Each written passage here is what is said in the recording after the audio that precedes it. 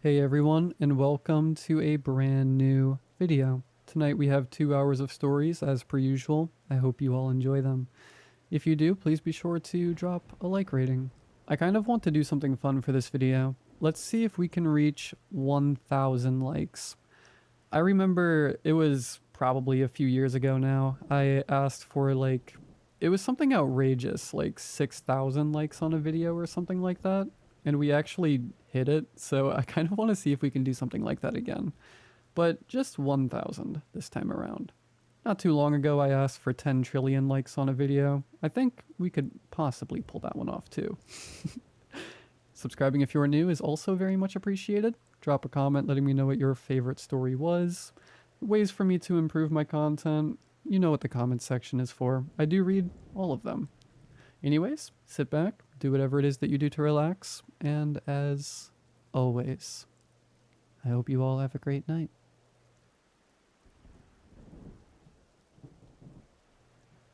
It was the fall of 2016, my first semester of college, and my first time living away from home.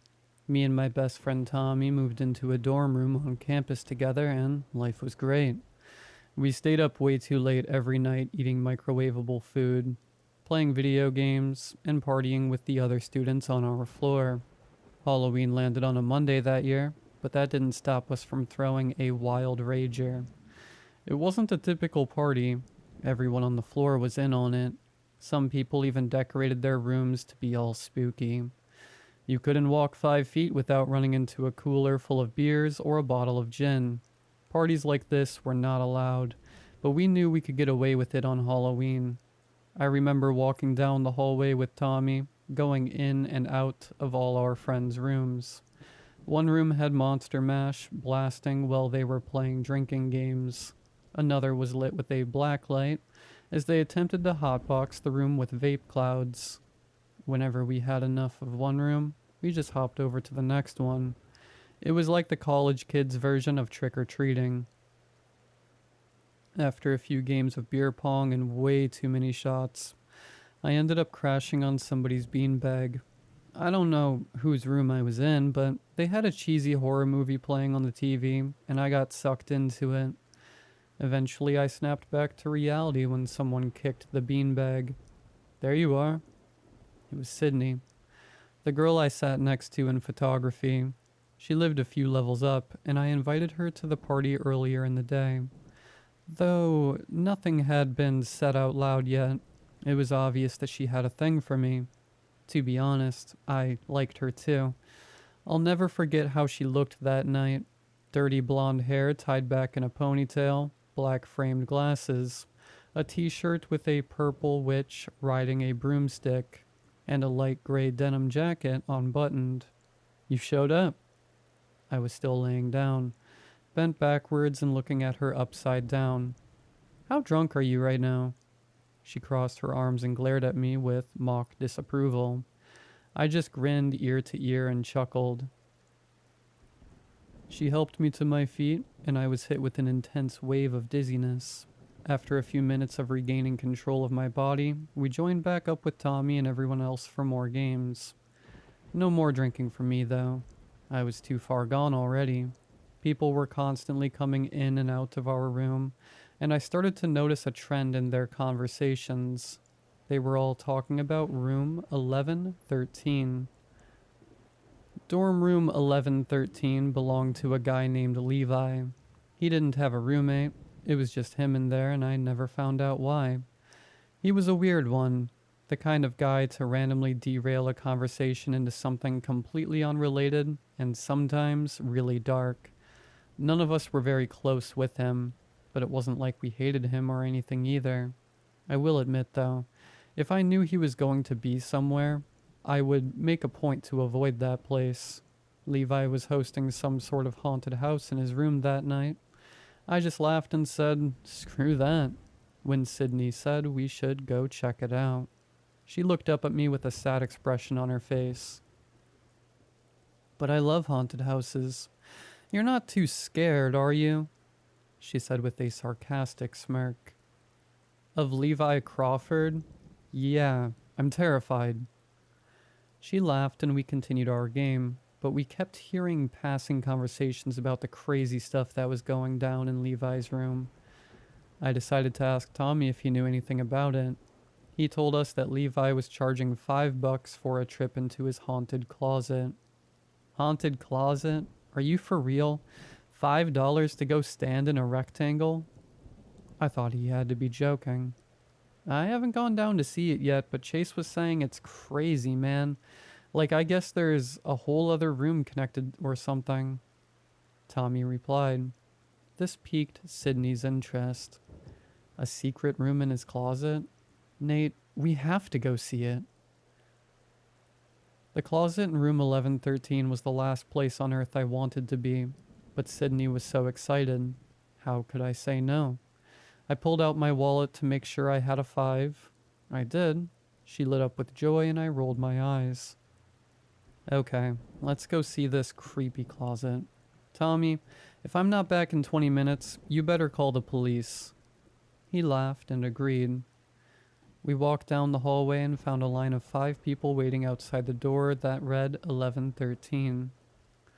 I asked them if they had been through yet, but none of them had. They all had stories from their friends, though. Each story was different and completely unbelievable. I just chalked it all up to inebriated exaggeration. There's no way Levi Crawford was pulling off these Hollywood-level effects in his little homemade haunted house. Sydney interlocked her fingers with mine as we listened, and gave my hand a squeeze. My heart leapt a bit. This was the first time we had ever held hands. I squeezed back, and all feelings of regret disappeared. I remember thinking, hey, I guess this $5 isn't for nothing after all. The door opened and a lanky dude with an afro came out. He didn't say a word, but he was visibly shaking and his eyes were wide.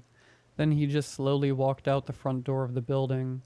I don't know what he saw in there, but it must have been pretty bad. The 2 girls at the front of the line exchanged nervous glances with each other and then walked into the room, closing the door behind them. They were inside for about 10 minutes before the door opened again. They came stumbling out into the hallway. One was crying and the other had her arm around her friend, trying to console her. We were all concerned and asked what happened. I don't know, replied the girl who wasn't crying. She got really scared by something, but I never saw it. She won't speak and I don't know what to do. The next 3 people in front of us went in one at a time. The first was gone for 10 minutes too, but he came out fine. He actually laughed when he saw us. Pretty freaky stuff in there. He chuckled and pointed his thumb back at the door behind him. Then it was Kate's turn, one of Tommy's many ex-girlfriends. She was gone for less than 5 minutes before the door swung open, unleashing an outburst of rage. What is wrong with you, Crawford? She looked mad. How could you do something like that? Freak? Levi peered around the corner. It's not real, Kate. I'm sorry. But she was already storming away. What happened? I asked Levi. Sometimes things just seem too realistic. That's all. It's nothing to worry about. He gave a smile that was probably meant to reassure us, but it wasn't convincing. Nervously trying to move things along, he shifted his attention to the next in line. Colin, you're up next, buddy. Got the money? Actually, I just realized that I didn't bring my wallet. An obvious lie. Sorry, Crawford. He scurried away from the door, and then it was just me and Sydney. Levi shifted his gaze to us. Guess that means it's our turn, Sydney said, bouncing up and down with nervous excitement. I wanted to follow in Colin's footsteps, but she grabbed my arms and led me into Levi's room. Once the door was closed behind me, I found myself trapped in an atmosphere of the pungent aroma of old takeout food and sweat. A wad of cash was sitting on his bed surrounded by pizza boxes. He added my $5 bill to the pile and ushered us to the closet. I opened the door to reveal a super regular looking closet. There were some coats hanging up, shoes on the ground, and no Halloween decorations. What do we do? I asked. Step inside and see what happens, Levi replied. I looked at Sydney, and she stared back with a puzzled expression. I think she was finally having regrets, but it was too late to back out. We stepped inside the musty closet, and Levi shut the door, engulfing us in darkness. We stood in silence for half a minute, and I let out a sigh. Is this some sort of joke, Levi? No response from the other side of the door. Maybe it's a puzzle, like an escape room. Sydney said optimistically. I don't see how that could be possible. Tommy said there was a secret room, remember? Tommy likes to talk out of his butt. He hasn't even been in here. I couldn't see a thing, but I could hear and feel Sydney fumbling around in the dark. She shuffled to the back of the closet, blindly patting the wall. Then she let out a gasp. There's a door. Suddenly, light poured into the closet. There was actually another room connected to Levi's. It looked just like a typical dorm room with the same colored walls, carpet, and light fixtures. But it was completely unfurnished. There was nothing in the room at all. This is so weird. Whose room is this anyway? Sydney asked. I don't know. I guess nobody's using it this semester. Why are the closets connected? That seems like a privacy issue. Maybe that's why it isn't being used. As we paced around the empty room, I was expecting a jump scare or something, but nothing happened. I realized that I couldn't hear the music playing from the hallway anymore, which was odd. I made my way to the front door and placed my fingers on the handle and hesitated. It hit me that this was the obvious path to take.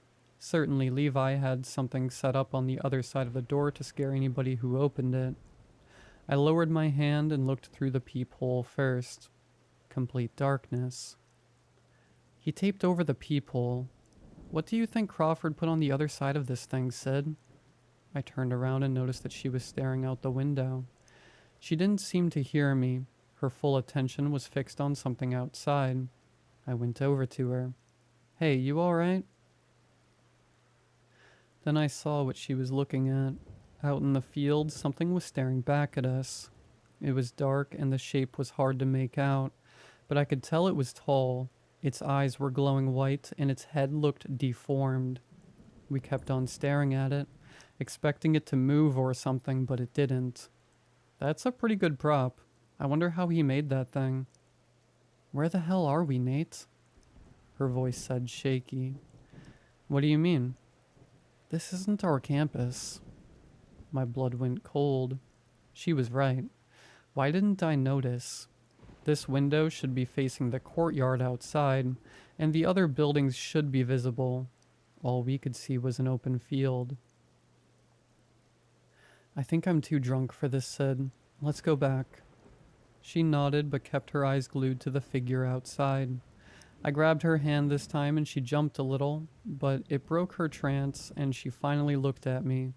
Her eyes were filled with genuine fear, and it was so quiet I could have sworn I could hear her heart racing. Or maybe it was mine. We made our way back into the closet and began rummaging our way through Levi's things. My hand brushed up and down the smooth, textureless wall at the back of the closet and my stomach dropped. I became frantic, feeling all over the wall that should have been a door. The handle was gone. I dropped to the floor, searching for the gap that should have been there, but my hand slid straight to the carpet. What is it? She asked, but she already figured it out before I could say anything. We slammed our fists on the wall in desperation, but nothing happened. We yelled so loud our ears hurt, but nobody heard. After a while, we just stood there in silence. Sydney broke it when she began to cry. I instinctively wrapped my arms around her and pulled her close. Hey, it's gonna be okay. It's just a trick, right? We can figure this out. Like an escape room, remember? I felt her head shake up and down against my chest, and her shoulders began to relax. We came back out into the empty dorm room and I glanced out the window again. The figure was gone. Sydney noticed too. We looked at each other but didn't say anything. I began scanning the room for any sort of clue on what we should be doing, but I couldn't find a single thing. I think we need to try the front door. She sounded like she was trying not to cry again. I gave her a slow nod. I was dreading having to open it even more now that the thing outside was gone. I checked the peephole again, but it was still dark. I placed my hand around the doorknob and began to gently turn, quietly as possible. I felt a subtle click in my palm and slowly cracked the door open. I peeked through the sliver of space and gasped. I expected to see a hallway, but the door led straight outside. I opened it more to get a better view, revealing an empty field, just like what we were seeing through the window. No lights, no buildings, no cars. Nothing in sight, nothing at all except tall grass. Sydney pushed past me and stepped out the door, frantically looking around. She started hyperventilating, and I think she was having a panic attack. I tried to tell her to come back, but it was like she couldn't hear me. I started yelling, and still no acknowledgement. She was wandering out too far, and I was getting scared. Finally, I stepped out the door, walked up to her, and placed a hand on her shoulder. She flinched hard and spun around. When she looked at me, her eyes went wide and her face drained of all color. Then she let out an ear-splitting scream so loud, my hands reflexively sprang up to my ears to cover them. She shot off in a dead sprint, and I turned around expecting something to be behind me, but there wasn't. Was she scared of me? When I turned back, she was already fading out of sight. I ran after her, screaming, "Sid, Sid, please come back." I chased her a few minutes, but it was so dark I couldn't see anything. The only light source was coming from the dorm room door that was still left wide open. I completely lost sight of her. Scared and confused, I ran back to the door and noticed that it was just a door. I could see into the room, but there was no building on the outside. It just stood there like a portal between worlds. I rushed in, fearing that it would suddenly close at the last second and trap me in the field, but it didn't. I stood in the empty room trying to gather my thoughts. I hated myself for losing Sydney, but she had to come back, right? There was nowhere else to go. She had to come back. Then out of the corner of my eye, I saw something pressed up against the glass of the window on the other side of the room. When I turned my head, it scurried out of sight. I could tell that it wasn't the figure from before. It was smaller and shaped differently. Then I remembered that the door was still open. I quickly darted over to it, and before I slammed it shut, I could hear a rustling in the grass growing closer. I locked the door, and almost immediately, the handle started violently shaking. I screamed and fell to the ground, filled with terror. There was a muffled, angry moan from the other side. Whatever was out there started pounding on the door so hard that I thought for sure it would break right off the hinges. I scrambled back into the closet and shut it. I made myself as small as I could, cowering in the corner, and then began to sob uncontrollably. After a long time, the noises calmed down, but I didn't dare move. I don't know how long I sat there curled up on the floor. I think I must have lost consciousness at some point because I remember the feeling of waking up. I was in the same position, but my muscles felt stiff, like I hadn't moved for several hours. There were shadows moving around the door now. The feeling of dread washed over me again as I remembered the situation that I was still apparently trapped in. I stood up and made my way to the closet door. I pressed my ear up to the wood and jumped when I was met with 3 gentle knocks from the other side. "Who's there?" No reply. I don't know why, but I felt compelled to be polite and open the door, so I did. The thing on the other side was dressed in rags. Its gray skin was shriveled and its head was bald. It was like staring at rotten fruit, but in human form. I stepped into the room, which looked like it had been abandoned for years now. The paint was flaking, the ceiling was cracked, and the window was so dirty you couldn't see through it at all. The gray creature bowed its head to me, like it was giving thanks, then entered the closet that I just exited. When the door closed, I noticed there were several more of them waiting in a line. They were all wearing similar clothing, old stained cloth poorly sewn together like makeshift cloaks. None of them looked at me. They all kept their heads down and seemed to be shivering. I think they were in pain. The way they clutched themselves shakily, the small raspy noises that came from them as they exhaled, it reminded me of being sick with the flu. At first I was scared, but then I felt pity. Not knowing what to do, I went to the front door again and looked through the peephole. To my surprise, the hallway was on the other side. I ripped the door open to discover that the rest of the building was in the same condition as the dorm room.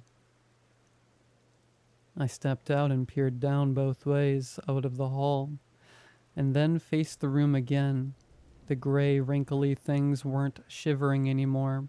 They stood up straight now, revealing how deceptively tall they were. Before, they wouldn't even look in my direction. Now they were all silently making eye contact with me. It made me feel uneasy. I bowed my head slowly, like the first one did to me, and then I closed the door on them. I'm not sure if that was the right move, but they were creeping me out. They didn't seem to be making any objection to me leaving. But either way, I sprinted to the front entrance of the building and flung the doors open, only to be met with disappointment. It was morning now, and all I could see in every direction was an endless expanse of grassy fields.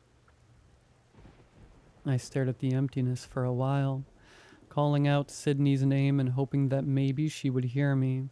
I knew that I wouldn't get a response, though. I turned around and began to take in the dormitory complex that used to be a really nice building. Now it looked like it had been rotting for decades. I decided to go back inside.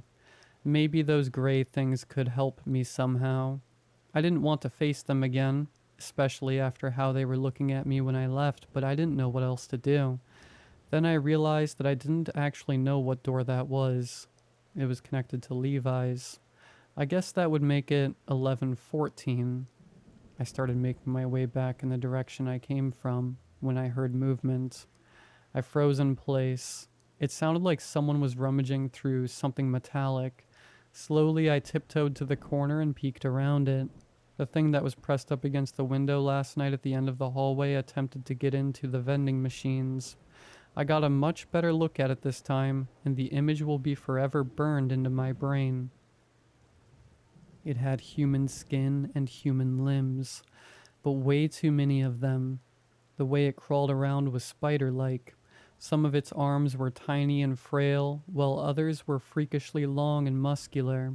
Its mouth and eyes were way too big for how small its bald head was, and the whole body was covered with dark bruises.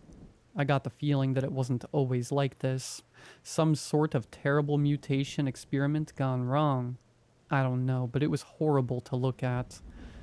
It didn't seem to notice me, so I slowly crept towards room 1114. I got all the way down the hallway and made it to the door without making a sound. I was a lot closer to the creature now, but it was completely preoccupied with the vending machine still. Gently, I began to twist the doorknob, but it wouldn't turn. I tried harder, and it still wouldn't budge. They locked me out, I whispered to myself. Big mistake. The creature heard me even though I spoke so quietly. Its head jerked in my direction, and suddenly, I was staring into its deep black eyes. Neither of us moved for a second, then it lunged forward. A dozen bony limbs scrambled into action, propelling the creature towards me at unreal speed. I sprinted down the opposite way of the hall, and it let out a deep, hateful moan as it pursued me. It was gaining on me, and I knew that I wouldn't be able to outrun it.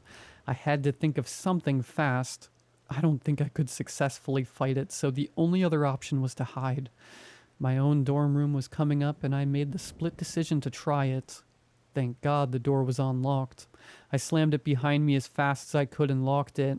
The creature was enraged and threw a tantrum just like it had done the night before. I sat on the bed, which was covered in a thick layer of dust now, and waited for the freakish thing to leave. Eventually, it did. And that's when I heard something new.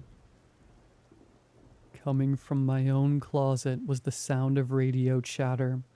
I got up and quickly went to the back. I cried tears of relief when I found another door. Without wasting a second, I opened it and stepped through. 3 cops were staring at me like I was a ghost. I was back in Levi's room. The investigators were dumbfounded. They had already searched the closet and everything else in Levi's room. And here I was, appearing out of it like Houdini 6 hours later. They rechecked the closet after I returned, but the door at the end was gone again. Me and Levi were brought to the police station for questioning. I told them everything and it must have sounded crazy. But I wasn't the only one. All of the other students that went into the closet had already given their accounts. For a long time, Levi and I were the primary suspects in the Sydney Baker missing persons case. But they didn't have anything to go off of and eventually it was all dropped. They even demolished the entire building, probably expecting to find her corpse in the walls or something, but nothing turned up. Now the only way of getting her back is destroyed, and every night I'm haunted by the thought of her being trapped in that hellscape. I've tried reaching out to Sydney's family, but they don't want anything to do with me. They blame me for her disappearance and probably think I killed her. I can't even be upset with them. It's the most logical explanation. I ended up dropping out of school and moved halfway across the country to distance myself from the trauma. My therapist suggested that I should write my story down. She thinks that it will help me find some sort of closure, but here we are at the end and I still feel as lost as ever. I haven't given up on Sydney. I don't think I ever will. I spend all my free time searching the internet for ways to get back to her. I've read hundreds of stories from people claiming to discover gateways that led to the other worlds, but none of them seem legit or similar to my experience. None of them, except one. I've been messaging a guy named Chuck who claims to have found a place that shouldn't exist. He described it as infinite farmlands as far as the eye can see. It's the most promising lead I've had yet. I'm meeting up with Chuck next week. He strictly told me to not tell anybody about where this place is or how to access it, and I swore that I wouldn't. I know it sounds sketchy, but there's something about this guy. I think I believe him. Wish me luck.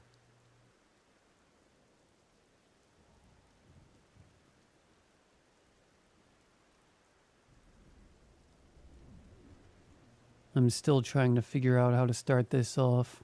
I've never done this before, and I'm not in any way, shape, or form some kind of great storyteller. What I am is a woman with a fairly boring job, with the occasional burst of weirdness. I work for a company that does transcriptions. Work is in quotations because technically we're just freelancers. Honestly, I doubt any of y'all give a single solitary crap about the ins and outs of my job, so yeah, I'm just gonna jump to the chase here. So most days the audio we get is fairly mundane. Interviews, surveys, just random marketing or legal things people want to have transcribed for whatever reason. Sometimes we get surprisingly interesting things, like maybe a police interrogation. I've got one of those twice so far, or once. An interview between a lawyer and a potential client. I've heard of other people getting like private audio. By private, I mean apparently some weird guy recorded himself having phone sex with someone multiple times. Also, the audio was the worst quality, so I'm glad I never got any of those. Then there were the days when something truly weird pops up. Weirder than the phone sex thing, I mean. Like spooky weird. I'd never gotten one myself, just read about them from other transcribers in our group Discord. The Discord is absolutely not company approved. The company doesn't really like us speaking with each other beyond anything work related really. But screw that. As I was saying though, I'd never personally gotten one of those types. Just heard about them from others who had stumbled across them. I have to say, Some of the audio logs people have talked about, had to listen to, left us all feeling pretty unnerved. One person ended up quitting entirely after they had the supreme misfortune of taking on a particularly disturbing audio. They refused to give too much detail, claimed they were, and I quote, sparing you all from having nightmares infecting you too. The way they had worded that had left a lot of us creeped out enough, and left more than a few of us worried when they fell out of contact without a word. Not just on Discord. A few of us had their socials, and there hasn't been a peep from them since that message. A message that was left over a year ago. Back on the topic at hand, though. My personal winning streak of not having to deal with any of that BS came to an exceptionally dramatic end a few days ago. I'll admit, in the past, when I heard about them, I was a little curious about those types of audios, in a very morbid way. Any curiosity I had usually had been its death throes after reading about an especially gruesome audio. Everything that happened with the acquaintance I mentioned earlier, that one that completely vanished, yeah, any ounce of curiosity I had left was practically beaten to death with a shovel. What I'm saying is I'd come to the conclusion that there were something I'd really rather not have to listen to.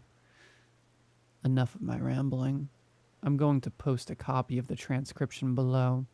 Yes, that is insanely illegal, which is why I'm not naming the company, myself, or the Discord group, and it is very much why I abandoned the thing even after I finished.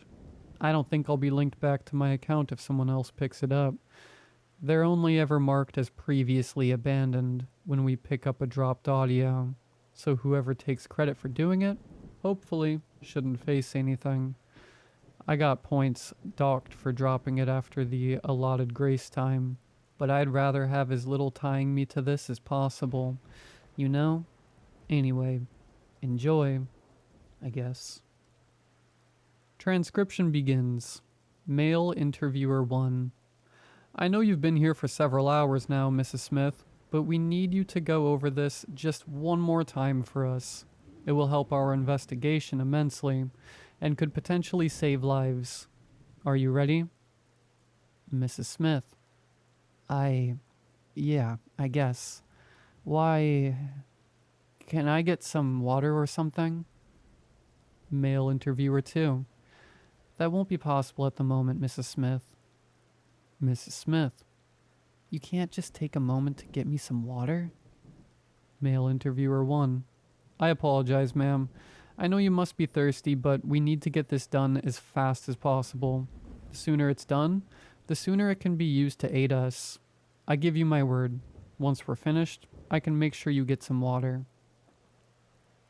Mrs. Smith. Fine. Yeah, okay. So like I said already, multiple times in fact. Male interviewer 1. We do apologize for that, but it's important, Mrs. Smith. Mrs. Smith. Right. So, right. I've had this entire camping trip planned out for a few months now. It was going to be my sister, our cousin, and myself. At the last moment, though, that had my sister dropping out at the last minute, so it wound up just being me and my cousin. We weren't, the closest, but we got on pretty well. Well enough that it would still be a fun trip. She was closer to my sister. Male interviewer 2. So you weren't by yourself on this trip? Mrs. Smith. I literally said my cousin was with me. It was myself and my cousin, so logically, I wasn't by myself. Male interviewer 2. I understand your frustration, ma'am, but there's no need for yelling. Please try to calm down. Mrs. Smith. Calm down? Calm down? Have you not been listening? Male interviewer 1. Mrs. Smith, my colleague misspoke. We're aware this situation has been for you, but we have to ascertain that we're understanding everything perfectly. Do you need a break? Mrs. Smith. Audible sobbing. Male interviewer 1. Alright, we're going to take a short break. Audio resumes. Male interviewer 2. Are you ready to resume, ma'am? Mrs. Smith. Yes. Okay. So, as I said earlier, it was just my cousin and I, and it was only supposed to be a weekend thing. So we didn't bring much with us. There's this diner that she loved, and we were just going there for breakfast and dinner. We brought some hot dogs because what's a camping trip without hot dogs, right? Yeah, so we left my place Friday night. I want to say noon, noonish. We got to the campsite around 4 or so. Male interviewer 1. 4 p.m. Mrs. Smith. Yeah, yes, 4 p.m. Male interviewer 2. Please continue. Mrs. Smith. Right, okay, so we got to the campsite around 4, and the first thing getting our tents set up. Male interviewer 1. You had separate tents? Mrs. Smith. Yeah, you saw them, right? At our campsite, there are these. Male interviewer 2.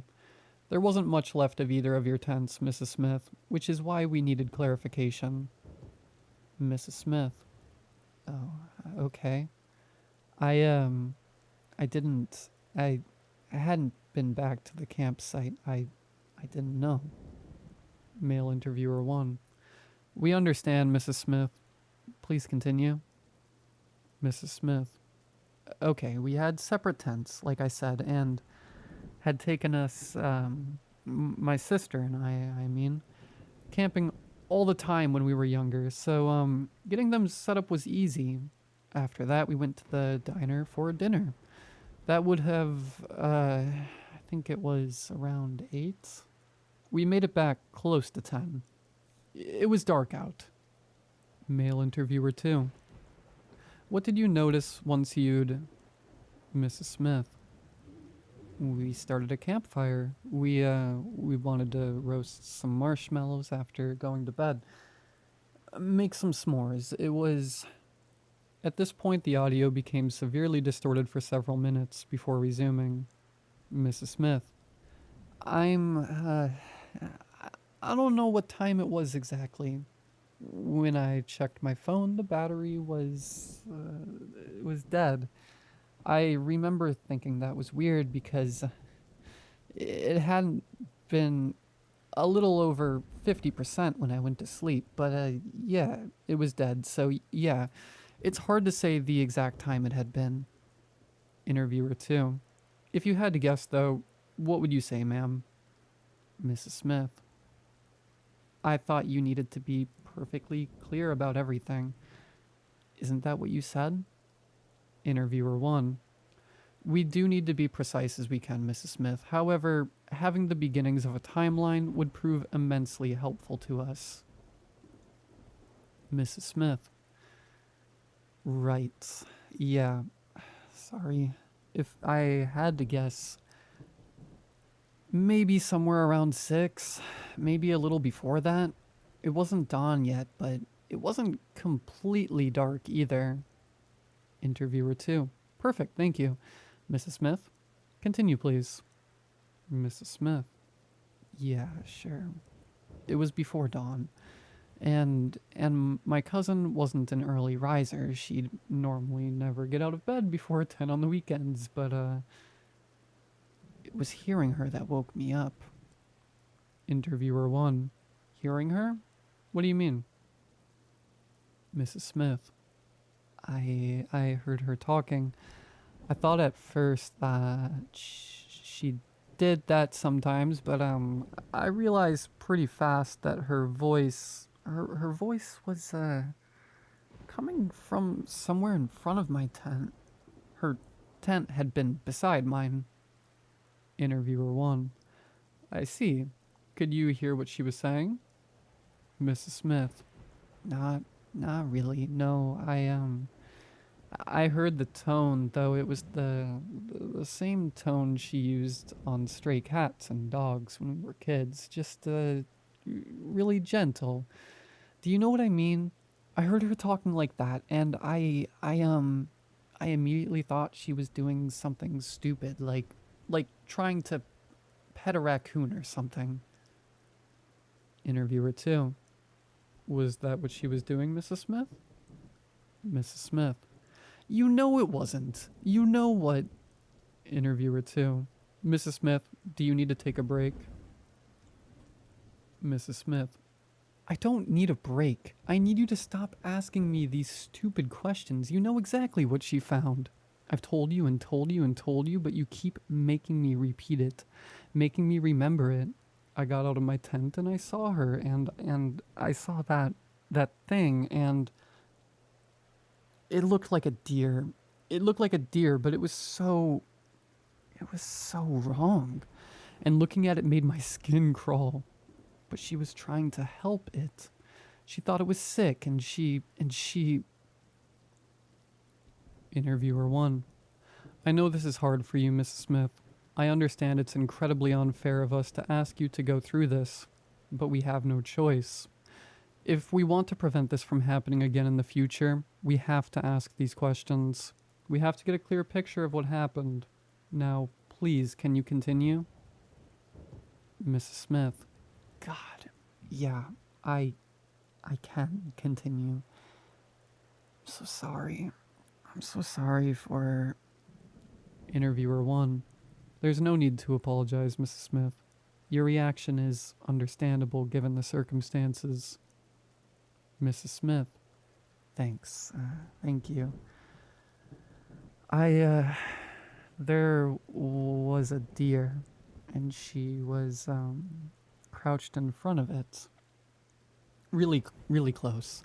And she had her hand held out, and the deer was so wrong. It was so wrong. I don't understand how she could stand to look at it. I don't know what she... Interviewer 2. What do you mean, Mrs. Smith? When you say it was wrong, could you elaborate, please? Mrs. Smith. Yeah, yeah. It was still a little dark out, but,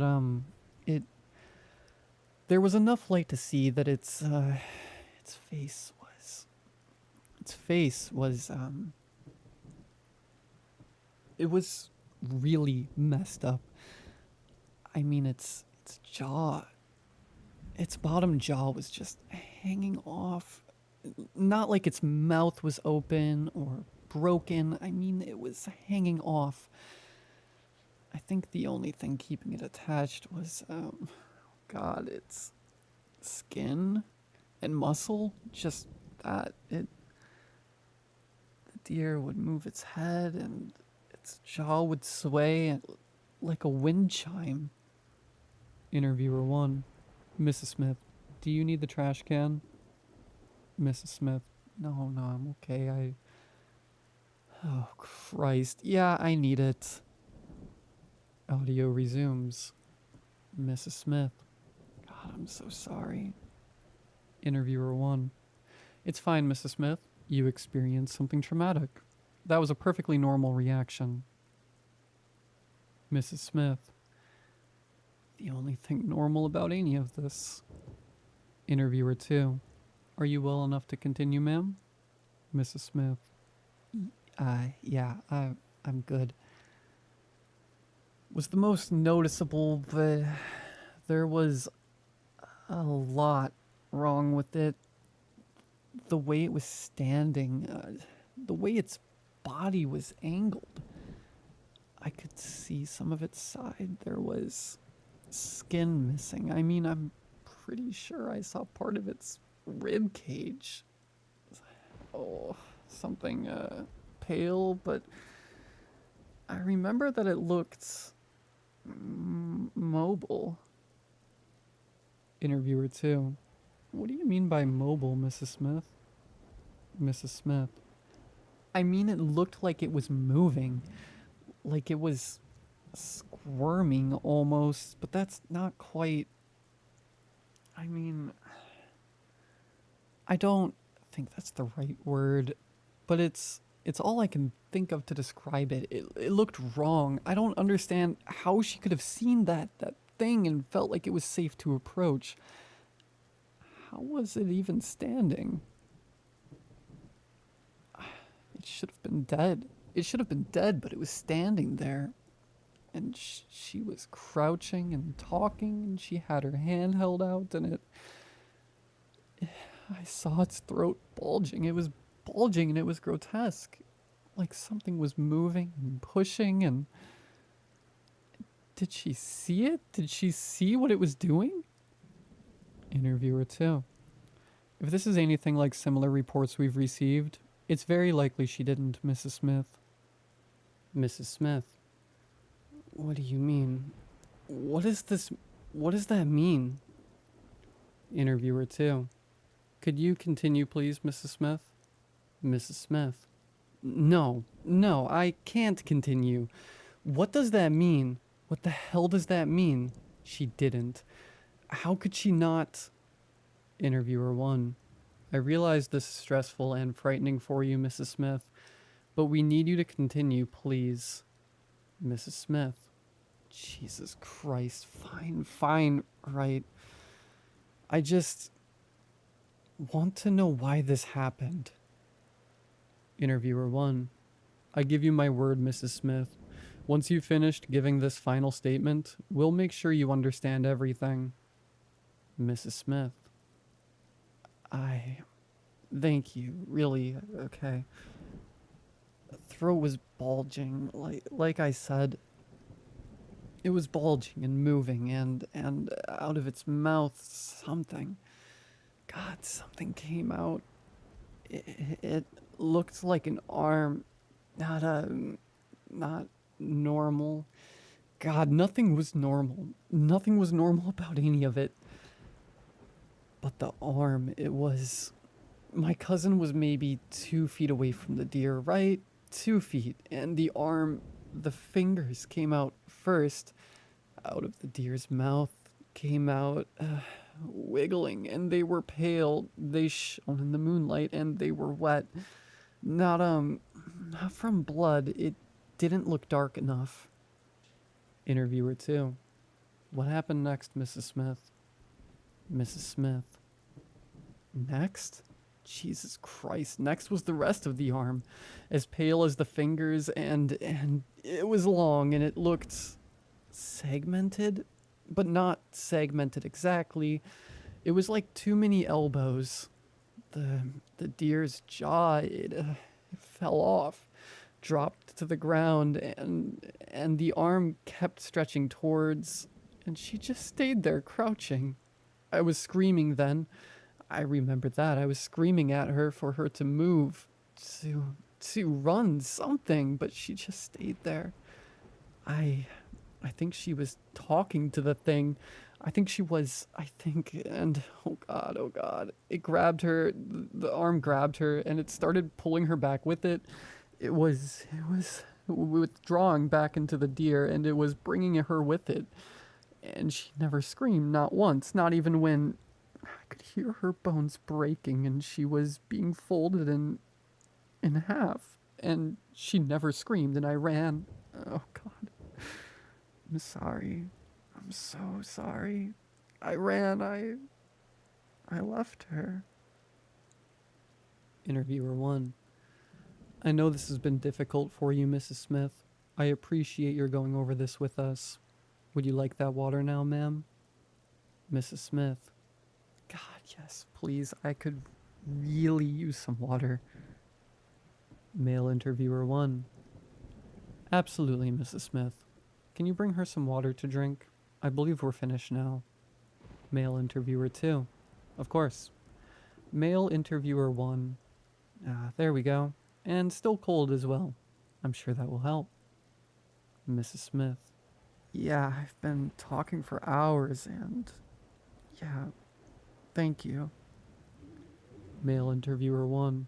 Make sure to drink it all. It will likely help you feel better. Mrs. Smith. I am. Thanks. Several minutes pass at this point in silence. Mrs. Smith. I feel kind of weird. I think dizzy. I don't feel so good. I think I need help. Male interviewer 1. You have nothing to worry about, Mrs. Smith. That's perfectly normal. Mrs. Smith. Normal? What? What? Male interviewer 1. I gave you my word you'd learn what happened. Your statements have been taken. Your cooperation noted. And I believe now it's time you found out.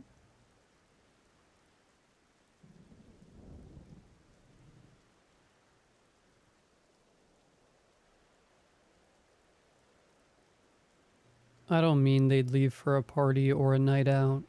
No, they'd vanish, gone without a trace by sunset, leaving me alone in the house. I'd search for them, call their names, but they were always gone, like they'd never existed.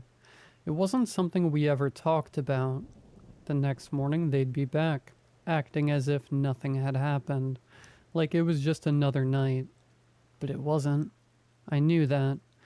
I learned that the hard way. It all started when I was 6 years old. I remember that first Halloween like it was yesterday. I was dressed as a witch, excited to go trick-or-treating, but just as the sun dipped below the horizon, I noticed the house felt different. Cold. Quiet. Too quiet. I ran through the halls calling for my mom and dad, but no one answered. Panic set in. I thought maybe they were hiding, playing a prank, but after what felt like hours of searching, I realized they were gone. The front door was locked, the windows were shut, and I was completely alone. That's when I found the first note. It was on the kitchen table, written in my mom's familiar handwriting. It simply said, Rule 1. Stay in your room. Do not come out until sunrise. Whatever you hear, ignore it. I didn't understand then. I was confused, scared, and alone. I didn't want to stay in my room. I wanted to find my parents. But something about the note made me follow the instructions. I took a flashlight and a pillow, locked myself in the room, and crawled under the covers. I thought maybe it was some kind of weird game. I wasn't sure. That night, I didn't sleep much. The house creaked and groaned more than usual. I heard strange noises, soft scratching at my door, footsteps in the hallway, whispers that I couldn't quite make out. I told myself it was the wind or my imagination, but deep down, I knew it wasn't. Something was in the house with me. The next morning when I opened my door, my parents were back. They were sitting at the kitchen table, sipping coffee like nothing had happened. I asked them where they'd gone, what had happened, but they just smiled and said I must have had a bad dream. That was the beginning. Every Halloween after that was the same. My parents would disappear just before nightfall, leaving me alone with a note. Each year the instructions got a little more specific, a little more ominous. By the time I was 8, the notes included things like Rule 2, don't look out the windows, and Rule 3, don't respond if someone calls your name. And the noises, they got worse. One year, I was 9, the sounds outside my room became unbearable. There were knocks on the door, not gentle but loud, insistent pounding. I pressed my hands over my ears, squeezing my eyes shut, but I couldn't block it out. The voice on the other side was familiar, my mother's voice calling my name. Ellie, it's okay. You can come out now. She sounded so calm, so normal. For a second, I almost believed it really was her, but the rule had been clear. Do not open the door, no matter what you hear. So I didn't. I stayed under the covers, trembling until the knocking stopped. I never told my parents about the voice, and they never asked. The years passed and the game continued.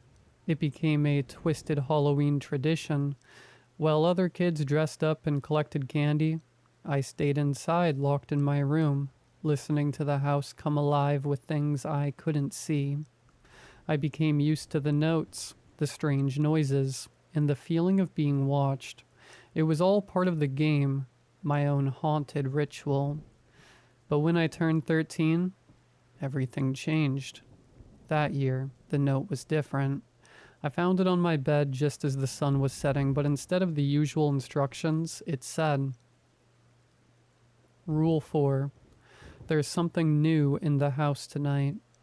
Be careful. I didn't know what that meant, but the moment I read it, I felt a chill run down my spine.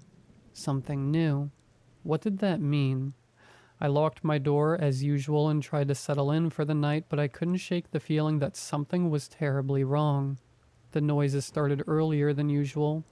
At first, it was the familiar creaks and footsteps. I'd gotten used to those, but then there was something else. Breathing. I could hear it, low and heavy just outside my door.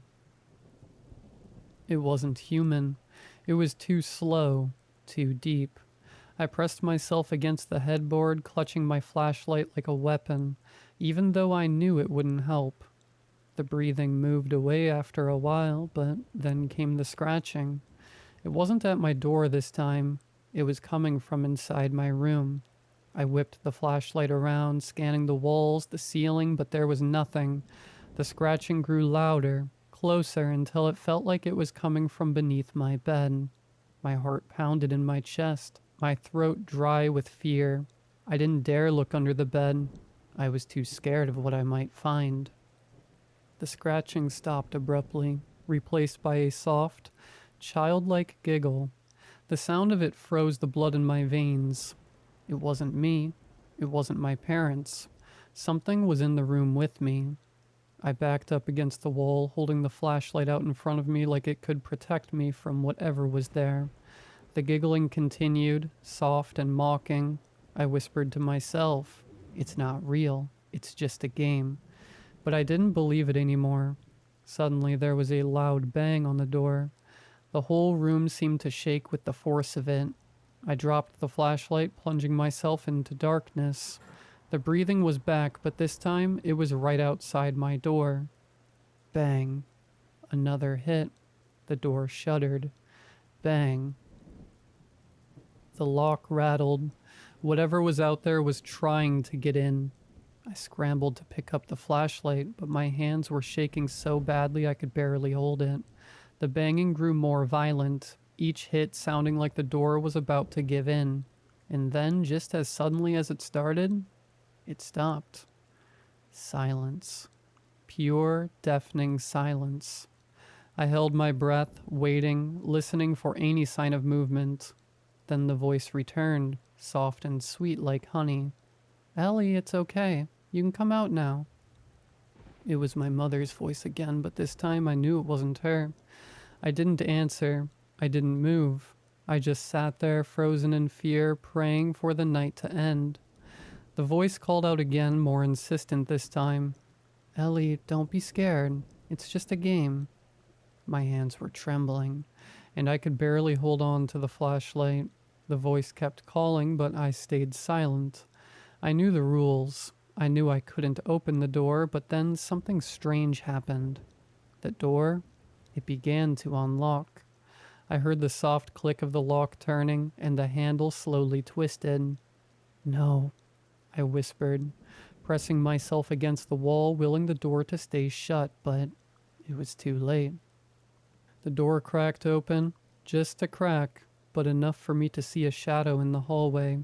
Something tall and thin, its limbs too long, its fingers clawed. It wasn't my mother. The creature stood in the doorway, unmoving, watching me. I could feel its eyes on me even though I couldn't see its face. My heart was pounding in my chest and I felt like I might pass out. And then, just as it stepped forward, the first rays of sunlight crept through the window. The creature recoiled, hissing like an animal, and within seconds it was gone. The door slammed shut, and the house was quiet again. I didn't leave my room until the sun was fully up. When I finally opened the door, the house was just as it had been the night before. Silent, empty, as if nothing had happened. My parents were back, sitting at the kitchen table drinking coffee like they always did. I stumbled in, shaken and pale, and told them everything. The creature, the scratching, the voice that wasn't my mother's. They just looked at me, exchanged glances, and then my dad's laughed softly. "You must have had a bad dream," he said, shaking his head. "Nothing like that happened, Ellie. It was just your imagination." My mom smiled that same strange smile and added, "You're safe now. It's over." But I knew better. I knew it wasn't just a dream. The fear, the things I'd heard and seen, they were real. They had to be. My parents didn't believe me. They never did, and that was the most terrifying part. Now, as an adult with children of my own, I know the truth. Whatever haunted me in that house, whatever played that sick game, it's still out there, waiting, and it's hungry. I fear for the lives of my children. I'll never let them go through what I went through. I'll protect them at all costs, even if it means never celebrating Halloween, never letting the night touch them the way it touched me. Because I know deep down that it's only a matter of time before the game starts again. Halloween is coming.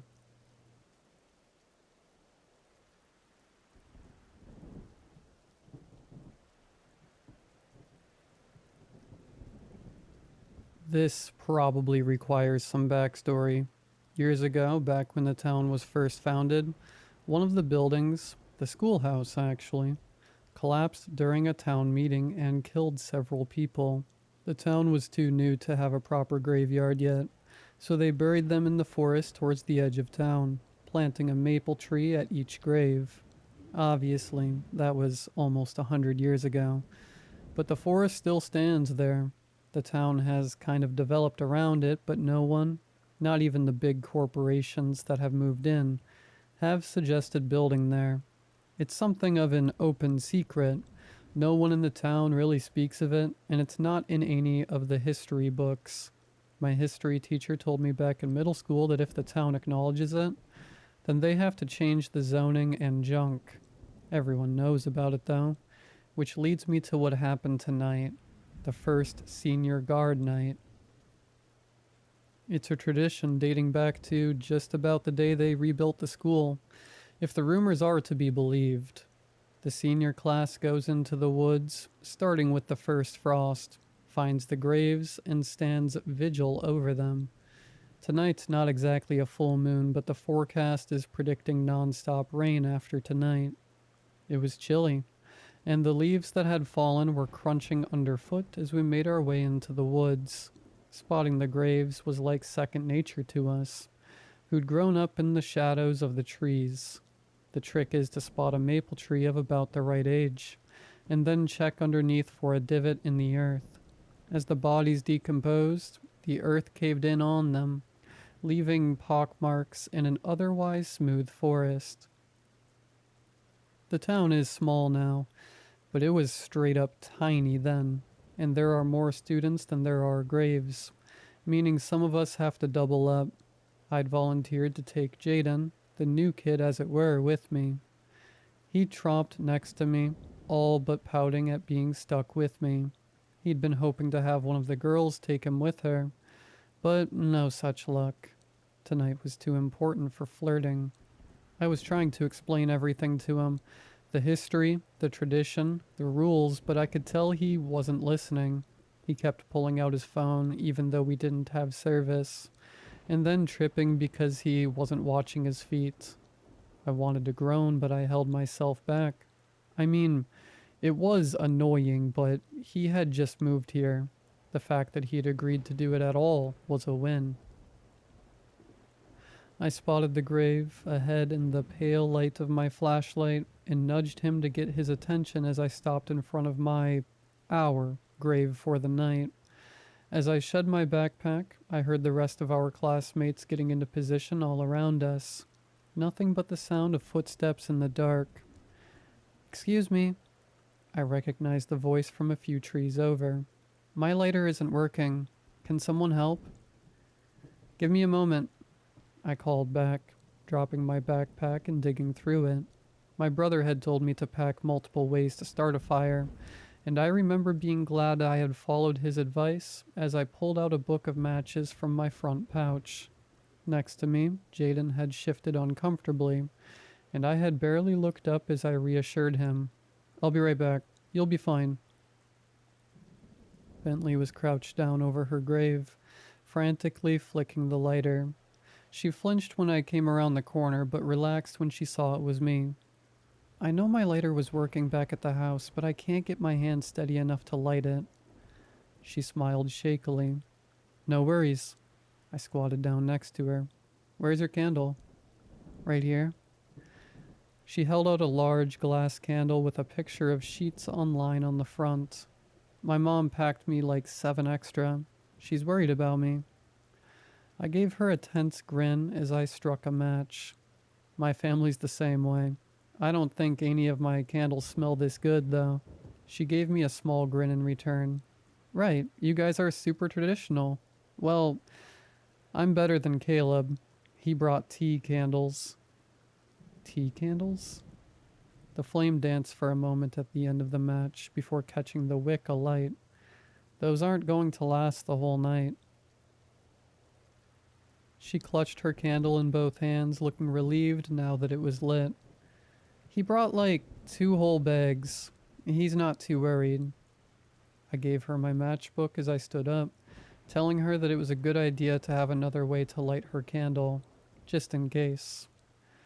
I wish we could have teamed up, she'd mumbled as I headed back to Jaden.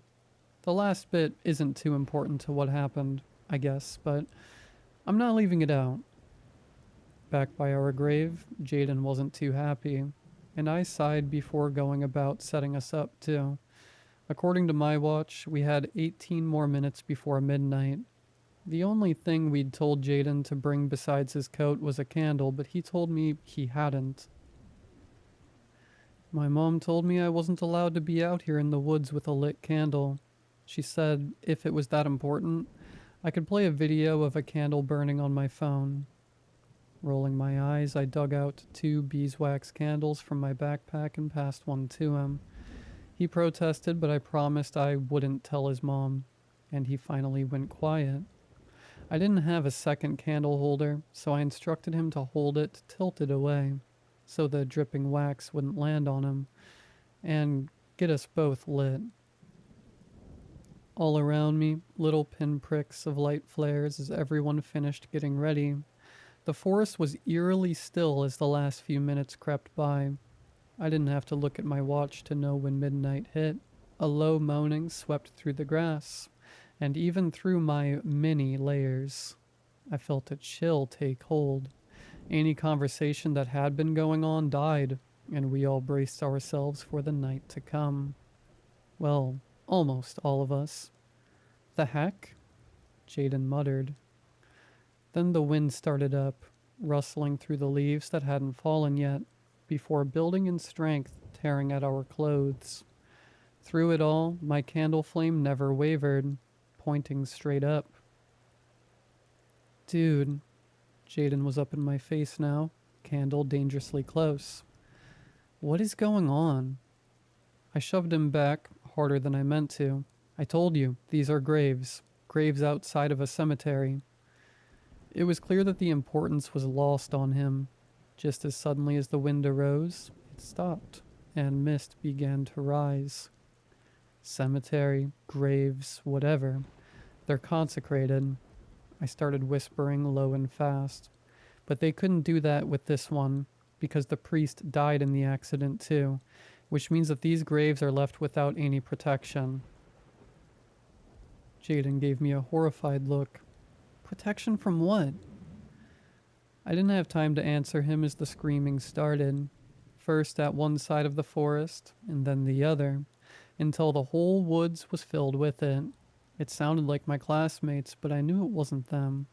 I could still see their lights, shining clearly through the mist, through the trees. One particularly clear scream sounded just like Bentley, and Jaden jerked away from me towards her. I tried to grab at him to keep him from stepping off the grave, but stumbled against him as he stopped abruptly. The two of us tumbled down, and I saw his candle hit the ground a moment before mine did. Outside of our hands, they immediately went dark. The forest froze into painful stillness. The cold that I'd felt creeping up my coat seized me fully, and I could feel something, hovering over Jaden and I. I knew it was all my fault. I was supposed to protect Jaden, teach him about tonight, but instead I was the very one to shove us into danger. I hunched over him as best I could, even as I felt claws of pure ice slide straight through my coat to my skin. I am the guardian of the lost graves. Bentley's voice, thin and shaky, rose up through the night. And so long as my fire burns, you will not touch the lost souls here. The claws hesitated but didn't stop, and I shivered uncontrollably. I knew that when they reached my heart, it would stop. I am the guardian of the lost graves. This time it was Caleb's voice. Caleb with his 20 lit tea candles, shouting out into the night. The claws slipped past a rib, and I shuddered as they began to move in me. All around us, voices flared up, my classmates shouting to hold back the darkness as well as they could, trying to help me in the only way they could. It wasn't enough. Beneath me, Jaden moved, and I pulled back. If the thing got through me, he was next. He needed to get away. Maybe he could make it to the safety of Bentley's candle before I did. Jaden was fumbling, and it wasn't until he grabbed my hand, wrapping it in his own, that I realized what he was doing. The candle? He'd gotten his candle back, and now it was clasped between our hands. I was shaking so hard I could barely control my movements, but I reached into my pocket and yanked out the matchbook I'd used to light our candles earlier. I dropped it, unable to stop the tremors, but Jaden must have felt it fall on him. He let go of my hand momentarily, and a teardrop of light bloomed suddenly in front of me, almost in my hair. Like it realized the danger it was in, the creature moved faster, and my breath plumed as I started breathing frost. The flame danced, but caught the wick at the last moment. We, Jaden's voice trembled, not unlike the candle we clenched in our hands. We are the guardians of... It took all my strength of will to breathe out the next words through frozen teeth, guiding him. Of the lost graves. Jaden shouted the words that I hissed, and the claws flinched back. And so long as my fire burns, and so long as my fire burns, you will not touch the lost souls here. Touch the lost souls here. There was a ripping sound, and the horrible weight was gone. It was a long, cold night. Jaden lit every candle I had in the bag and forced me to take off my coat to do first aid. He hissed when he saw my back. Dude, this is going to hurt tomorrow. He was right. Lying here and typing is about the only thing I can manage with my back all torn up like this. My mom freaked when she saw it. The lost graves are safe for another year, but I swear, I can still feel the cold claws hovering right behind my back.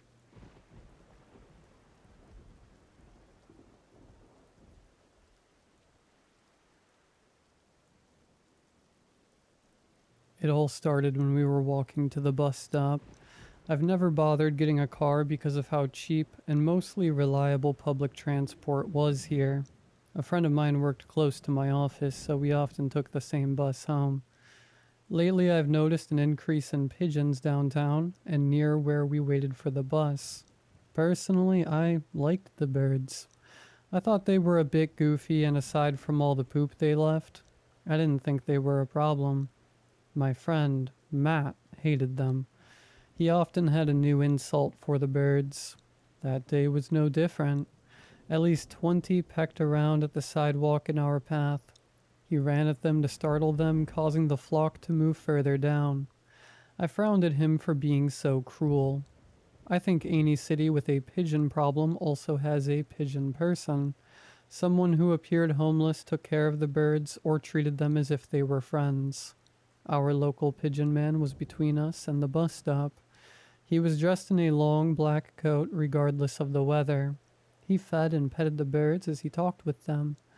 He had a beard, but it didn't appear unkempt. I wondered if he had a home, and pigeons were just a hobby. He also had a sign made of cardboard asking for donations. He listed how much money it would cost to feed the pigeons he was so fond of. $1.50 for a loaf of bread, to $25 for a month's worth of croutons. Matt nodded towards the man, ready to mock him, but I gave him a look to shut him up. We started to walk by them while dodging birds at our feet. The man tore off pieces from a freshly baked loaf of bread. There wouldn't be nearly enough for all the birds. I feel bad for them. I made it 3 steps past them as I sighed and turned around. Matt expected this. I have always been a bit of a pushover. He waited as I went over to the man and read over his sign again. They'll repay the favor, the man said, not looking away from the birds. They will? I asked while trying to decide how much to donate. These birds are better than people. They're special. They don't accept anything for free, so they'll repay you. I had 100 eyes on me. It appeared as if all the birds were watching as I pulled 2 bills from my wallet. I had recently snagged some overtime at work so I could afford to pay for a month's worth of croutons for the birds. The man accepted the money and nodded a small thanks. A few birds flapped their wings as Matt tapped his foot, showing a sign he wanted to keep moving. Don't forget to take care of yourself, I told him and joined my friend. He's probably just going to buy some drugs, Matt said, even though we weren't out of earshot just yet. Good for him either way, I shrugged. We could still see the man and the flock of pigeons from our bus stop.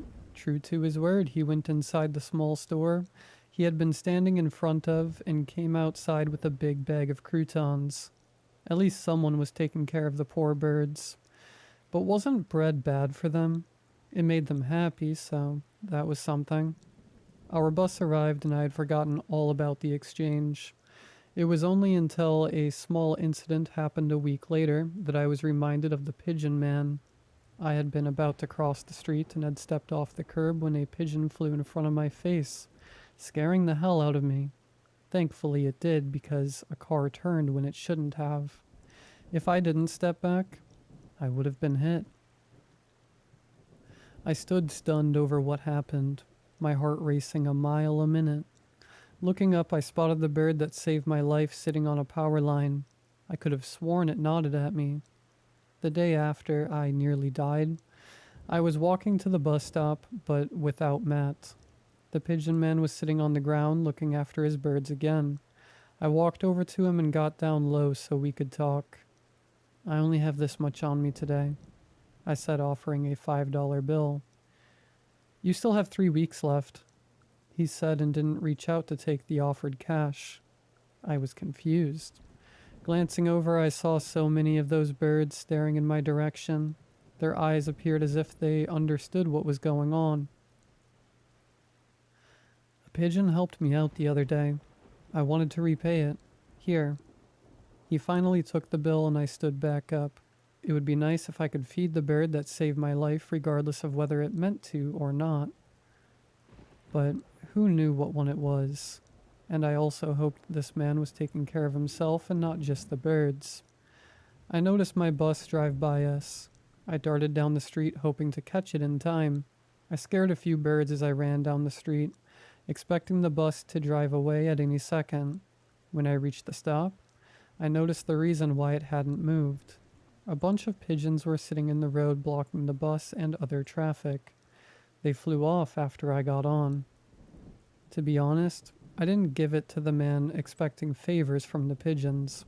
At first, I didn't even believe they were smart enough to do anything for a person, and thought the man had some sort of harmless illness. For a moment, I wasn't sure what I believed, even if they were helping me out in some way because I bought their services. They were birds. What else could they even do?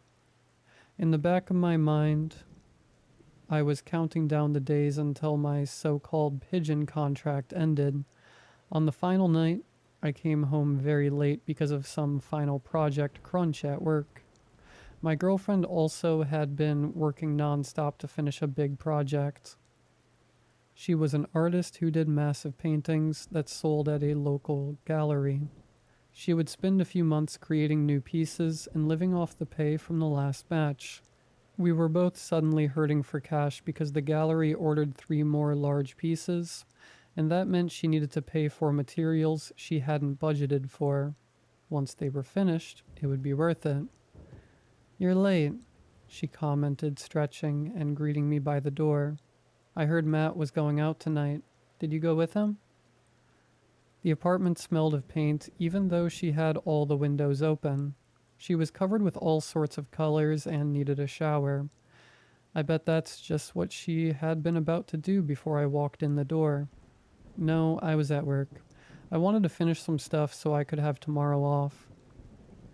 Faintly, I heard a podcast in the painting room. Since she worked for long hours, she needed something to listen to. But I didn't fully approve of her listening to so many true crime podcasts. She got pretty freaked out after so many hours of them. "You need to shower. So do I. Let's have some water," I offered with a smile. I really wanted to hug her, but didn't want to get paint on my work clothes. "Can you take a rain check? I'm sore from working today," she suggested. She expected me to be disappointed. I was a little, and I snapped my fingers as if I had just lost a bet. "Darn it. Okay, next time. And how did you hear Matt was going out tonight?" "His girlfriend told me, but if you're not with him, that means he's going out drinking alone," she said while crossing her arms. Matt liked to drink at a bar about a 10-minute walk from my place. For lack of a better way to put it, Matt had a drinking problem. Unless someone was with him to keep him in line, he always got in trouble while on a night out. I knew what was even going to be said before the words came out of her mouth.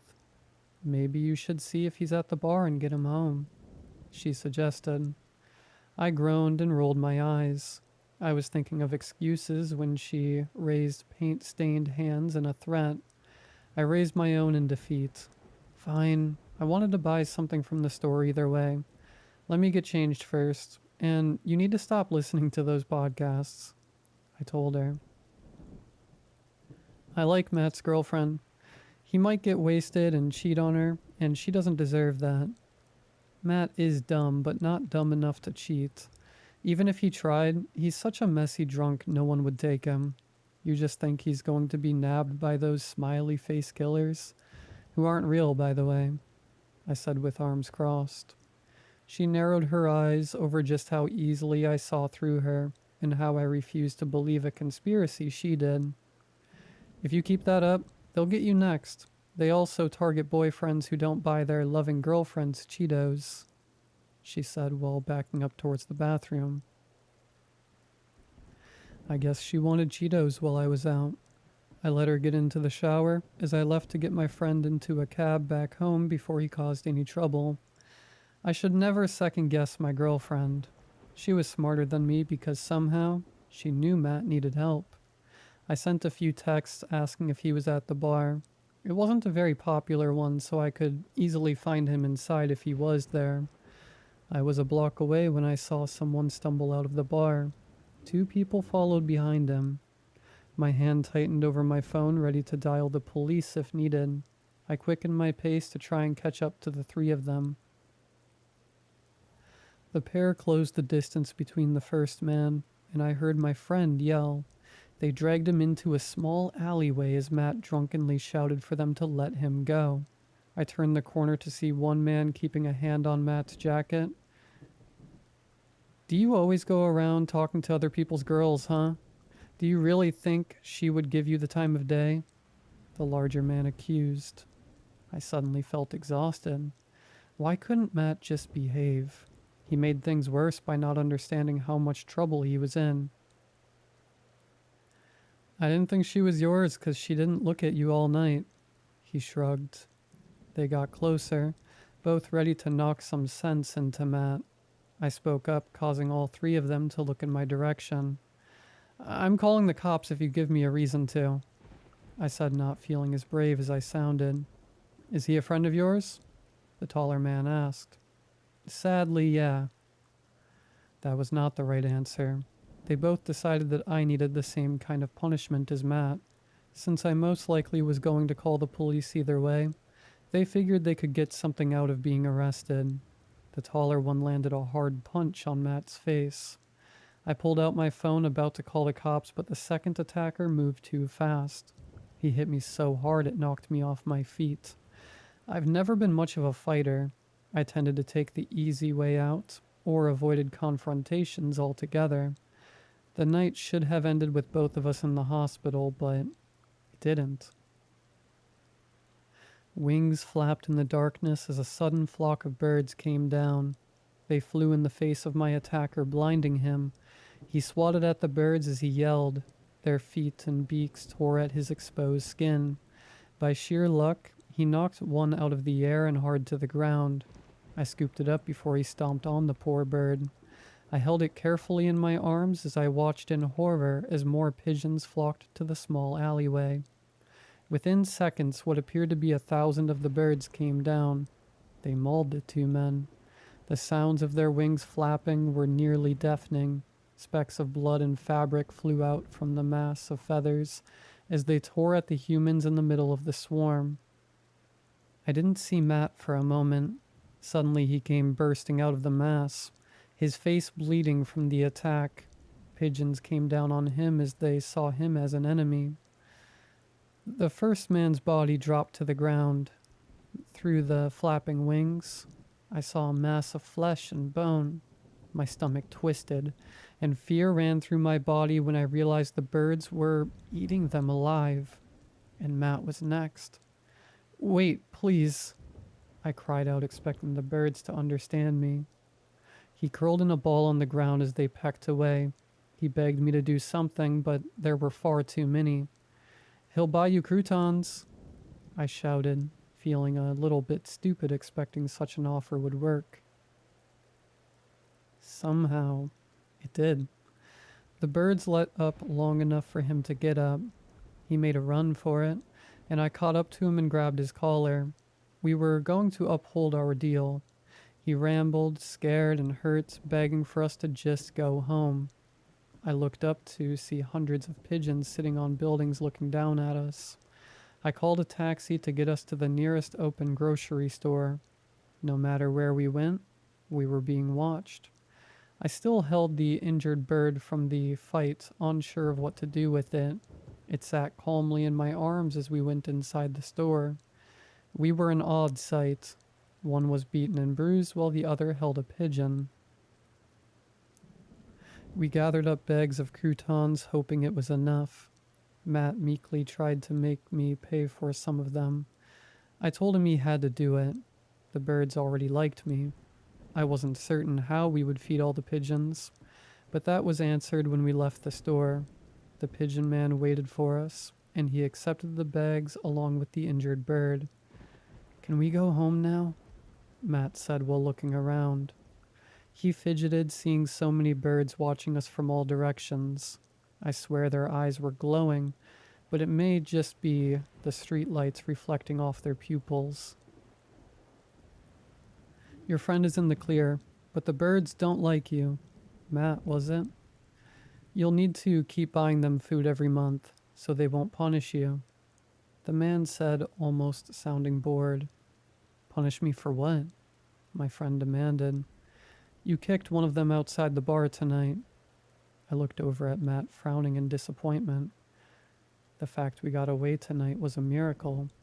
These birds had been nice enough to give him a second chance after he hurt one of them. It's just a bird, he protested. No, it's not. In case you haven't noticed, this city is theirs now. They're just nice enough to let us live in it. Unless you want to end up as the others tonight, you'll feed them." Those words chilled me down to the bone. Flapping came overhead. A few pigeons landed near us, their dark eyes watching our reactions. Finally, Matt smartened up and nodded, agreeing to the deal. The man told him how much he needed to buy each month and let us leave. I made sure Matt got home, and we swore not to speak about what happened that night. I think he was worried the police wouldn't believe pigeons killed people who were going to kick his butt. I got home late as my girlfriend rushed over, clearly worried. Only when I saw her I realized I'd forgotten the Cheetos. She didn't care about that. She wanted to know why I had a bruise on the side of my face. I made up a lie about two guys trying to make trouble, and we spent some time running around a few blocks trying to lose them before heading home. She believed that, and I finally was able to relax a little from such a weird night. 2 months had passed since then. I was aware of every pigeon staring down at me as I went to work. Sometimes they watched me through the office windows. A small feeling of fear hit my stomach every time I saw one of them. I should have expected Matt to not be able to last 2 months. He disappeared last week. My girlfriend is spending a lot of time with his girlfriend to comfort her.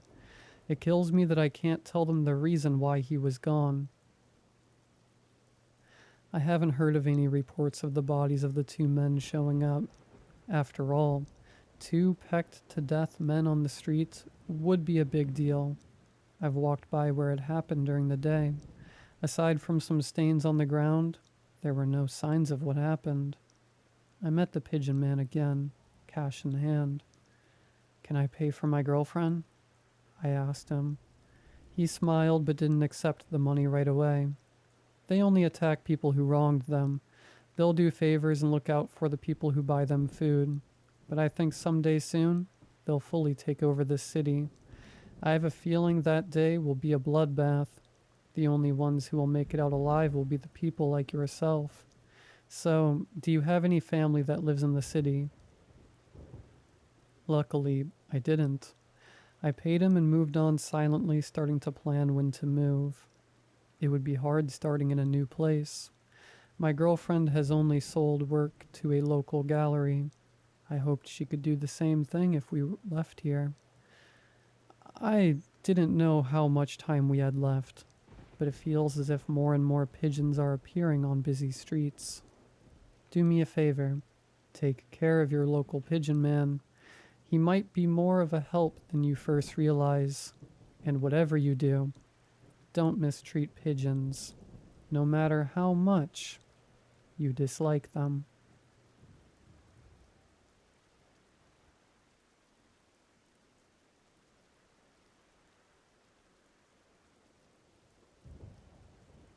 I would not consider myself a stupid person in any sense of the word, but I, like every person, am prone to stupid moments.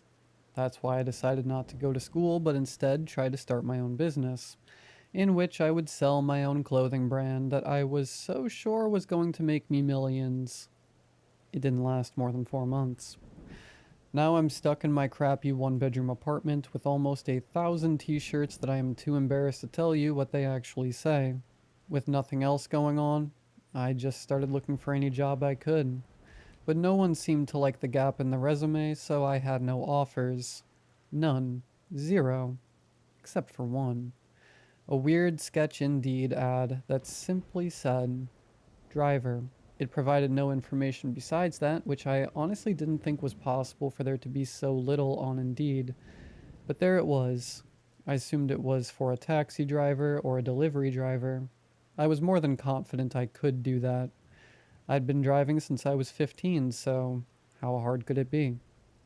With really nothing to lose, I figured at the worst they would try to rob me. Unless they wanted my clothes, they weren't getting much. When they did ask if I wanted the job, I just took it. Then I was told to meet the guy on the edge of town tonight. I asked what if I was busy, and he just responded, "Then no job." Well, I guess I had no other choice. I don't know what I expected, but it definitely wasn't one dude standing next to a van. Great, I thought. I'm gonna get robbed, murdered, or kidnapped. You Colton? Said the shaggy looking man with scruffy looking brown hair and beard. He reeked of weed. Yep, that's me, I thought. Just get it over with, man. You're gonna be driving this van down that road. He pointed off to the left. Okay, where am I driving it to? You'll know when you see it. Okay, well, you didn't really explain much about the job. I mean, I don't even know what the pay is. It ain't much, but I figure if you responded that you must really need money. I mean, you came out here in the middle of the night to meet a stranger with no prior information. He was right. Well, you haven't told me much. Am I delivering drugs? Why in the hell would I post a drug running job on Indeed? That's fair. You ask one more question, I'm revoking the offer. You either take these keys and get in the van or get out of my face.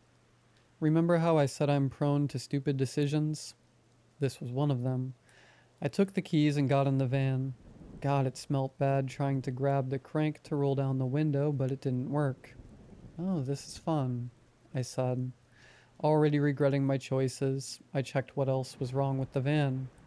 The AC didn't work, but the heater did. Oh, cool. I needed that in the middle of the summer.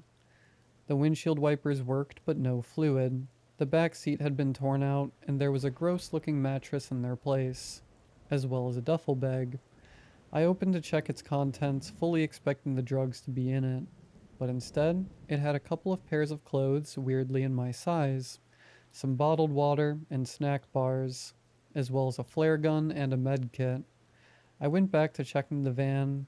You know, what did work. The radio, except it was stuck on one channel that only played Christian music. No offense to anyone who follows that religion and all, but I was not listening to that. I shut off the radio and put music on my phone. I looked over at the man, but he was gone. Was I really about to do this? I told myself. I guess I was, 'cause I put the van into drive. I never got used to the feeling of driving at night, especially on country roads. As soon as you leave the city limits, you become suddenly aware of how dark nighttime is. The further you drive, the more and more the anxiety sets in. This was one road with no lines to keep you on one side, so I drove in the middle of the road until I saw someone coming on the left. Another fun thing about the road was just how bad it needed to be redone. It felt like I had to dodge a pothole every 40 feet or so. After driving for what felt like forever, but turned out to only be 43 minutes, I came on my first building, a small gas station with one pump. Upon seeing it, I began wondering how I was going to fill up the van. I looked down to see the gas gauge was still on full, so that meant either this thing got pretty good gas mileage, or that the gas gauge was also broken. I felt like it was the second one. I pulled over in hopes that it sold air fresheners. The smell only seemed to get worse as I drove. I was more than willing to spend what little money I had left on one. The place was extremely worn down. It only had one pump and no diesel nozzle. There were water stains running down the building, and a small breeze kept shaking a piece of the sheet metal roof. It clanked against it, and for a few short seconds I stood there listening. This was enough to annoy me, and I felt bad for any workers. I pulled the door open, but it got stuck against the concrete, and I heard someone from inside yell, "You're gonna have to shimmy through." I feel like that had to break some sort of law or safety violation. I slowly made my way through the gap. My jacket got stuck about halfway through, in which I then had to pull it off from the door, in the process ripping a small hole in the side. I looked over at the worker. He had his face buried in a book, and it seemed like he was trying to ignore me. "You sell air fresheners?" "Auto section's at the back of the store next to the medicine section." I took that as a yes. The air fresheners were $7 for one. Talk about overpricing. I knew I only had like $12 left in my account. My credit cards were maxed out, and I drained my savings, so I knew I had nothing to fall back on. I checked my bank account to make sure I had the money I thought I had. To my surprise, I had more. Finally, something good. I had a whole $23 that I was about to completely blow at this random gas station. Still unsure if I was even getting paid for this. Why was I still driving? I mean, really, there was no job security here. I still don't even know what I'm delivering or if I am delivering something. Was I this desperate? Just then, like he was reading my mind, I looked down to see a text from Charlie. Wait, who was Charlie? Don't worry, kid, you're getting paid. You already have been. I went into my deposits to see that $9 had been put into my account a couple of minutes before I came to the gas station. The memo just said from Charlie. So Charlie was the man who gave me the van. I'd put that part together. I had so many questions. Where did I get this number? I mean, I don't remember exchanging numbers. I don't remember learning his name or making a contact with him. I know I didn't give him any banking info. My mind was racing. I tried texting him back, but it just said undelivered. You know what? I was still alive and getting paid, so I'm not asking any more questions. I picked up the air freshener and went to the counter. On the counter, I saw some charges, so I picked up one that goes into the lighter port. I at least wanted my phone if I was going to be driving for God knows how long. How much for these? The man picked up the items and scanned them. $13.78. I fished in my pocket for my wallet and put my card in the reader. So you're actually real, the man behind the counter said. What is that supposed to mean? Don't worry about it, he said, shoving his face back in the book. What a weird interaction, I thought to myself on my way out. I got in the van and put up my new air fresheners. The man slapped the side of the van, startling me in the process. I opened the door to yell at him, but he cut me off. Unless you pull into somewhere with people, stay in your car. He walked away before elaborating. I was half tempted to follow him, but I decided against it. I was back on the road. I decided to put on a YouTube video as I was getting sick of my music. It was a video of someone explaining the Waco siege, which I had already listened to a couple of times. But I liked the YouTuber, and he was slow between uploads. It got to the point where they accidentally lit the compound on fire. Just then a large creature jumped out from the darkness, bailing in front of the van. I tried to swerve as to not hit it, but I wasn't quick enough. The van collided with the creature, smacking it with the front before it proceeded to roll over the top. I slammed on my brakes, stopping to catch my breath. My heart was pounding in my chest. I took a second breath and got out to inspect the damages on both the van and whatever I hit. The van was fine, not even a scratch on it. What a tank. The animal was not fine. It was a deer. One of its antlers broke off in the impact, and its face did not seem to enjoy the asphalt. There was a small trail of blood where it skidded down the road. One of its legs was broken and was sticking in the wrong direction. Oh, that thing is dead. I ate my words as I heard them huff. Now I felt like it was my obligation to put it out of its misery. I found a big enough rock on the side of the road to crush its head. Shuffling over with the heavy thing, I raised it as far as I could and dropped it. The thing came down with a splat. Blood shot up from it and splattered on my face. Well, I said, wiping the blood off my face onto my jacket. I had done my civil duty. At least that's what I thought before the deer started squirming. I had made it worse. It kicked and jumped, trying to get its head out from underneath the rock.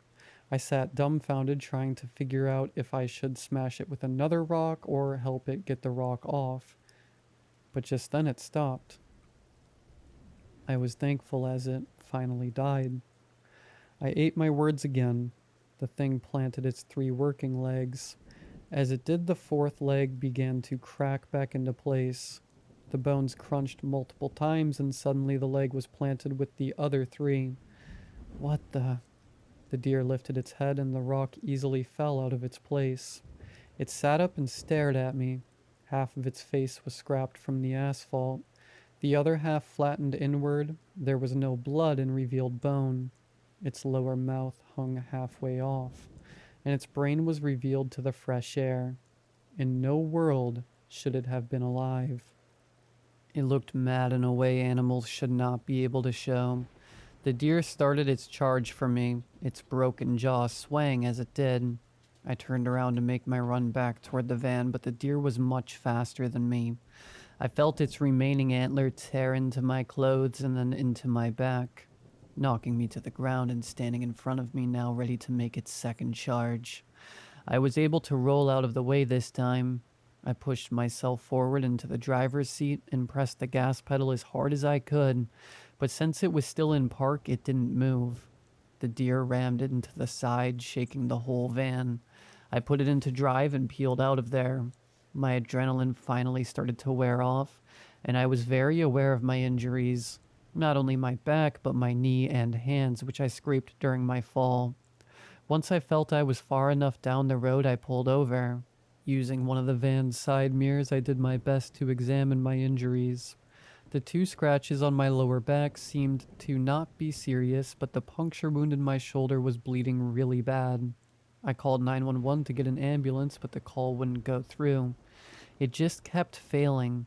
I knew I was going to have to drive myself to a hospital, and since I didn't want to die of blood loss, I saw one option. This was my first time doing stitches, so my solution was, well, I ended up on a WikiHow link, which, as I'm typing this, I realized was another stupid moment.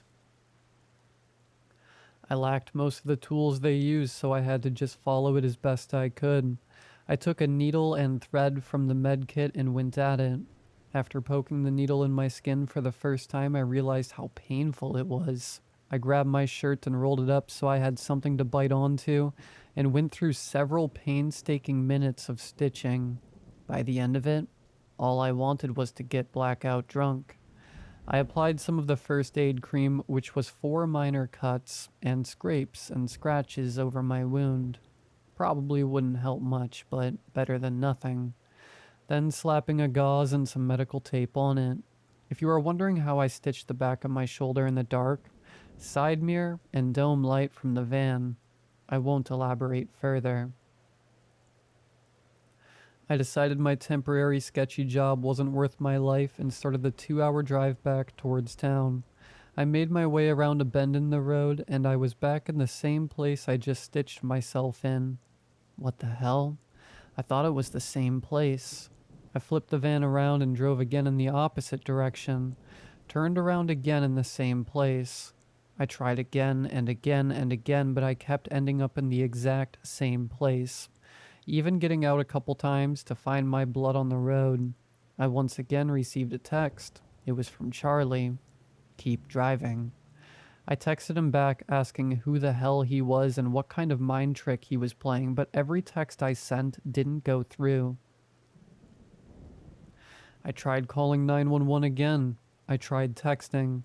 I tried calling a friend, my old coworker, and my dad. No call or text would go through. I tried Insta, I tried Snapchat and Facebook, any app that would allow me to send a text. I tried even leaving comments on YouTube videos. I could use these apps, but I in no way could interact with others. Once again, I received another message from Charlie. Keep driving. I accepted my defeat. I couldn't drive back toward town, and I couldn't contact anyone for help. This felt like the only option, so I got back in the van and started back on the road. I don't know what Charlie was, but he somehow was keeping me on this road, and he wasn't allowing me to talk to anyone I knew. But in a cruel twist of fate, I would later find out that I have one way to contact the outside world. Reddit. I can post as freely as I want on Reddit. I know that sounds stupid as hell, but it doesn't matter anyway. There is no way for anyone to even come help me, and I'm not revealing how to get to me. I kept driving. I'd been on the road for almost 8 hours. When I saw the diner, I pulled over and made my way inside. An older woman greeted me, sitting me down in a booth and handing me a menu. I'll be back to take your order. There was one other customer in the place. He looked over at me before standing up from his table and making his way towards me. "Are you real or one of them?" he asked, sitting down across from me. "One of them?" "One of the things from the road." "I don't know what that means." "I can tell you're not one of them. He got you too, didn't he? That Charlie." "You know him? Homeless looking dude? Had you come to the edge of town and the promise of riches untold? All you had to do was drive?" I didn't want to admit he tricked me with a lot less than untold riches. "Yeah, something like that." "There's no way back. No way to call for help. How long have you been driving?" 8 hours, I think." "You're pretty new still." "Wait, shh, she's coming." The waitress came back to the table. "You two ready to order?" She didn't seem to care that there was someone else at the table with me now. "Cheeseburger's fine," the man said. "I'll do the same." She walked off. "Like I said, you are pretty new still. You wouldn't believe the stuff I've seen, man. Giant worms jumping over the roads, houses that stand up out of the ground to chase you, hitchhikers that disintegrate into frogs when you pick them up. You know that sounds insane, right? If it was unbelievable, you wouldn't be listening still. So I'm guessing you've seen something that you're still on the fence about."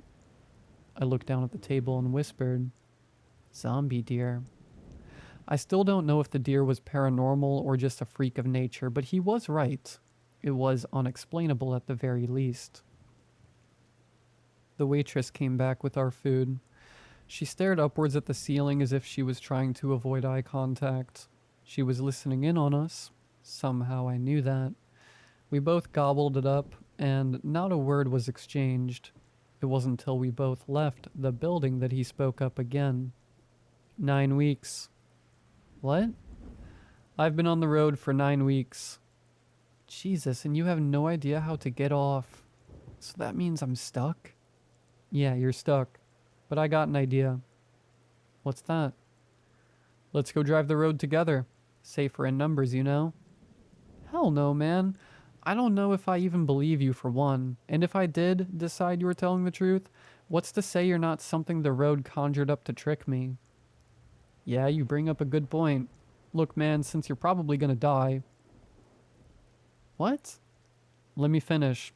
Since you're probably gonna die, I wish you the best of luck." With that, he turned around, got in his car, and sped out of the parking lot. All while I sat there trying to figure out my next move. I knew something was wrong. I knew somehow I was stuck on the road, but I knew nothing else. If I was to believe that man, I was gonna see some weird stuff. I believed him. I don't know why, but I did. I got back in the van and I kept driving. The next fun thing I learned about the road is that the sun never comes up. In my 11 days of driving, I haven't seen the sun once. Unless I was somehow sleeping at the perfect time to miss all the sunlight, but that doesn't seem right. I never was a morning person, and I never was a people person, but I was missing both of those. It makes you realize how much you took for granted. Showers and hot food. I didn't get to finish my thought before the van was sent off the side of the road, causing it and me to tumble my head smack on the steering wheel, and I blacked out for a second. The van lay on its driver's side. I was hanging slightly above the window. I reached over to unbuckle myself, falling directly into the window. My whole body felt heavy. My poor stitched job showed. Blood trickled from my back and from a newly formed scratch on my forehead. I didn't have any time to worry about that. Whatever knocked the van off the road got closer now. I could hear its heavy steps moving through a nearby brush. I tried to push myself up, but new injuries began to present themselves. My ribs ached and I couldn't put any weight on my legs. I pulled myself using the armrest on the driver's side. I stood using my good leg to hold myself up, reaching for the passenger side door. But the thing dented the door inward. No matter how hard I tried, it wasn't opening. All while it got closer. I tried the window, but of course it wouldn't roll down. An arm crashed through the front window, piercing the seat behind me. I had to duck down, forcing myself between the front seats into the back of the van. Pain shot through my body as I crawled through. The mattress had been knocked out of its place, forcing me to crawl under it.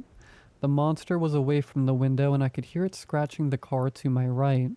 I lay in place, hoping it didn't know where I was. Its arm pierced through the side just above me. I crawled quicker towards the back window. Relief washed over me upon seeing the glass was already broken. I made my way through it, and I finally saw outside the van.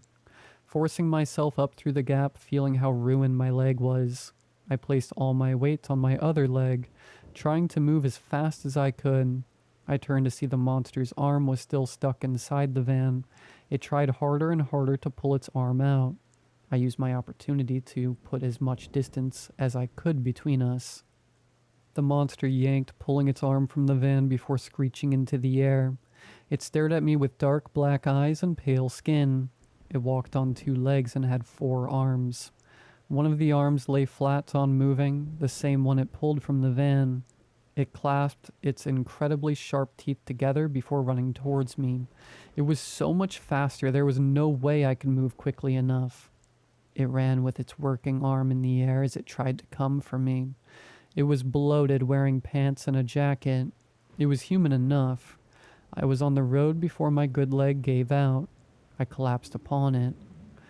I turned my head to see it standing feet from me, still screaming, but it stopped right in front of me, staring at the sky. For the first time since I started on the road, the sun was rising. The monster screeched one more time before turning around and running from the road into some brush. Soon it was far from my sight. I wasn't gonna wait around for it to come finish the job. I hobbled down the road for a mile or so, which in my current condition took much longer than it should have. From behind I heard the noise of what sounded like a metal clacking together. When it got closer I was able to figure out it was a car. It came right towards me and I prepared myself for whatever else the road was going to throw at me. The vehicle pulled over, and a familiar face stepped out. The same man from the diner. "You're alive," he yelled at me.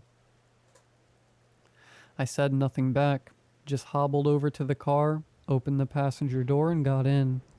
He nodded and got into the driver's seat. We drove for 10 minutes before either of us said a word. "I saw your van and just assumed whatever did that got you." "You left the diner before me." "Yeah, I stopped a little down the road and waited for you to pass. I've been following you since." Eventually we came to a clearing just a bit further down the road and took a moment to properly assess my injuries. He told me my stitch job was utter crap and stitched it up properly.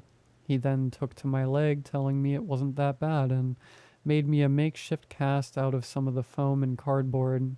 He placed a bandage over my forehead, and as for my ribs, there wasn't anything he could do.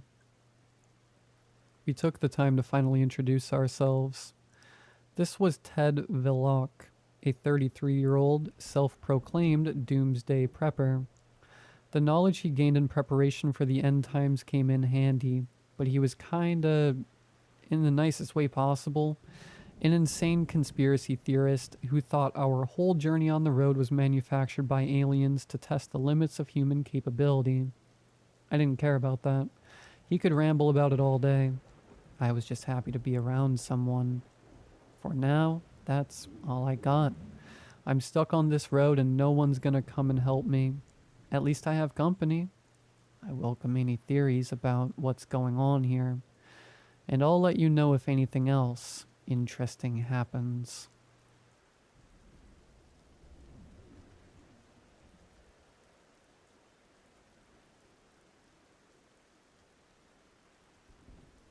Something strange is happening at the small church near my house. I've stumbled upon some horrific things there, and I'm not sure what to do. I live in the suburbs, in a quiet area with 15 houses scattered around. Going into the city takes 40 minutes by car. I don't know any of my neighbors. I only know John, who lives closest to me. I work as a data engineer for an insurance company, but I won't bore you with the details. What matters is that it takes me 2 hours to get to work, so my days are long. I wake up at 5 a.m. and don't get home until 8 p.m. I usually don't do anything once I get home because I am too exhausted. Only on the weekends do I have some time for myself, which I use to work on my photography skills. Last Wednesday, I went to a restaurant with my colleagues for a team outing after work. I still had to work a 9 to 5 that day, so I felt drained before it even started. Socializing is already tough for me as an introvert, and keeping up with the group was exhausting. I mostly stuck to polite conversation, as I'm not sure what kind of conversations I'm supposed to have with colleagues that aren't work-related. We stayed at the restaurant until 9 p.m., and since it was in the opposite direction of my house, I had a 2.5 hour drive ahead of me to get home. As I was driving back, I hit another delay, a crash on the highway that added another 30 minutes.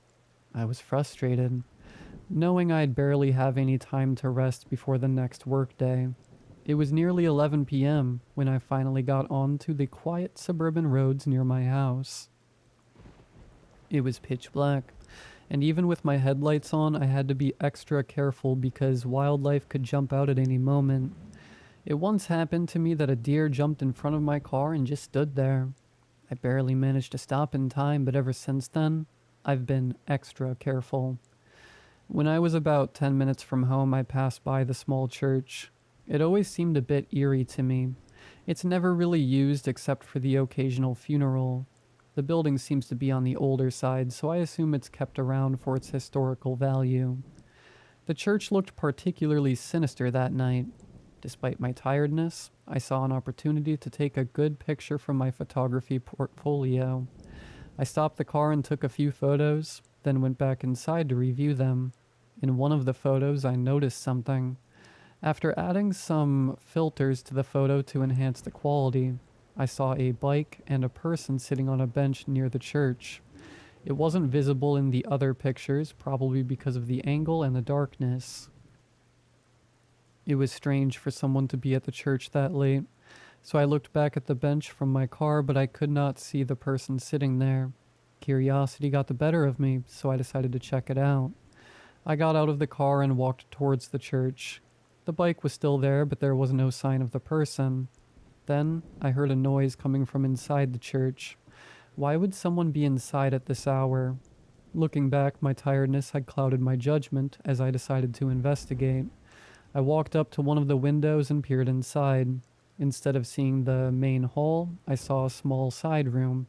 I couldn't get a view of the main area, so I quietly made my way to the front door and opened it. As soon as I did, I could hear chanting. I moved further in, hoping to hear what they were saying. I found myself in a small hallway that led to the room I had seen earlier, and another door that opened to the main hall. The chanting was coming from there. I peeked inside, and what I saw made my stomach turn. 6 people were standing in a circle chanting in front of the altar. I recognized one of them as my neighbor, John. He's always been a down-to-earth guy. I couldn't find a reasonable explanation for why I found him in a situation like this. In the middle of the circle was a young girl tied up with a piece of cloth in her mouth, presumably to stop her from screaming. The chanting continued, and that's when a 7th person entered the room holding a staff. He must have been their leader because the others immediately turned toward him as he approached the altar. "Tonight we will live. The world is against our practices. Therefore we shall not engage, but sacrifices must be made. Not for us, but for him. Fearless leader, accept our offering. Bless us with your guidance, your wisdom, and riches." I realized I had walked into some kind of cult ritual. The group resumed chanting as the leader approached the girl. After they finished, each of them cut their arm with a knife, letting the blood drip onto her. "Please accept our offering and bless us with your guidance, wisdom, and riches." Before I could fully grasp what was happening, the leader plunged the knife into the girl's stomach. Without thinking, I screamed, "No!" which I instantly regretted. Their heads turned toward me. One of them started running toward me, and I bolted out of there as fast as I could.